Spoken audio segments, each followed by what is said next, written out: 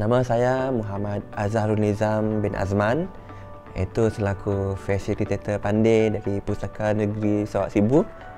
Okey, so pada hari ini saya akan berkongsi mengenai buku yang saya pilih, iaitu yang bertajuk Perjuangan dan Pertahanan. Buku ini ditulis oleh Muhammad Rizwan Amin, dan buku ini mempunyai 60 muka surat. Isi kandungan penting dalam buku ini antaranya ialah gerakan menentang ancaman komunis, kemudian sumbangan Lieutenant General Gerald Temple, perang psikologi terhadap komunis, dan bagaimana akhirnya komunis meletakkan senjata. Okey, dalam buku ini juga ada menceritakanlah tentang tokoh-tokoh yang banyak berjuang, yang telah terkorban untuk mempertahankan tanah air kita. Antaranya ialah Mat Kilau, Dato' Pahaman, Dato' Maharaja Lela, Rentap Antanum, Paduka Mat Saleh dan ramai lagi. Dalam buku ini dia banyak menceritakan tentang bagaimana regimen Askar Melayu pertama ditubuhkan, iaitu setelah wujudnya regimen Askar Melayu, wujud pula serangan daripada ancaman komunis lah. Komunis ini diketuai oleh Chin Peng, iaitu setiausaha Parti Komunis Melaya yang mengatur pergerakan untuk menentang mengatur pergerakan komunis dekat tanah Melayu ni. Pada peringkat awal, PKM telah bekerjasama erat dengan tentera British untuk membebaskan tanah Melayu daripada pendudukan tentera Jepun.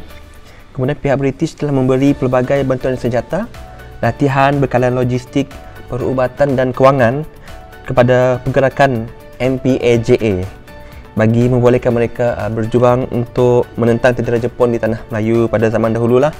Itu dengan kekuatan anggota tentera seramai 7,000 orang. Tentera MPAJA begitu terlatih dan mahir dalam selok-belok peperangan secara gerila, terutamanya peperangan di dalam hutan tebal di tanah Melayu. Ini sedikit info. Malaysia merupakan ranking pertama untuk serangan gerila dekat dalam dunia ini. Mungkin tuan-tuan ada yang tidak tahu mengenai fakta ini.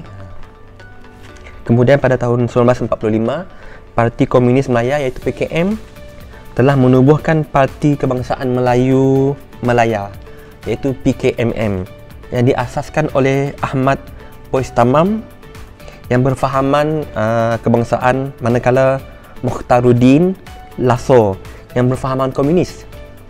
Melalui pergerakan parti politik tersebut, mereka berjaya menguasai tokoh-tokoh jawatan kuasa parti seperti Arsyad Ashari, Abdullah Sidi dan Rashid Maidin.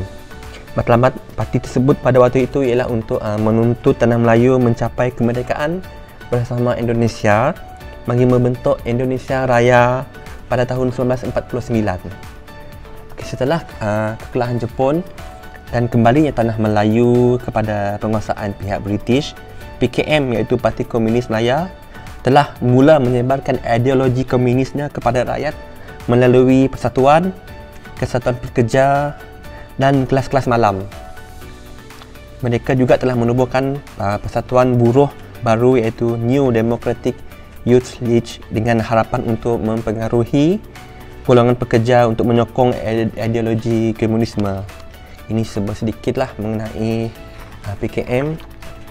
Banyak lagi isi-isi penting dalam ini, antaranya bagaimana PKM ini diharamkan di tanah Melayu. Dan selain itu ada juga menceritakan tentang bagaimana pertempuran yang mengerikan. Akhirnya komunis dia meletakkan senjata, iaitu selepas itu Perdana Menteri Malaysia yang keempat iaitu Tun Dr.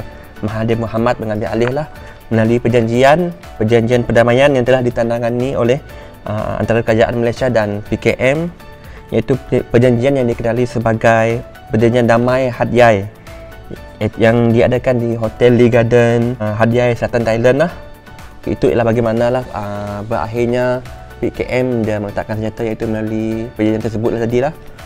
Jadi apa yang saya boleh kongsikan, apa yang menarik pasal buku ini dan mengapa saya mengesyorkan kepada orang ramai untuk membaca buku ini. Satu, buku ini dia boleh membangkitkan apa kata orang semangat patriotisme dalam diri kita.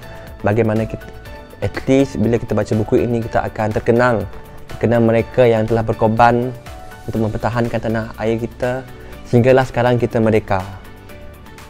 Jika tuan-tuan dan perempuan ingin meminjam buku ini, tuan-tuan dan perempuan juga boleh menggunakan perkhidmatan book bay yang disediakan oleh Pustaka Negeri Sarawak, terutamanya Pustaka Negeri Sarawak Sibu lah.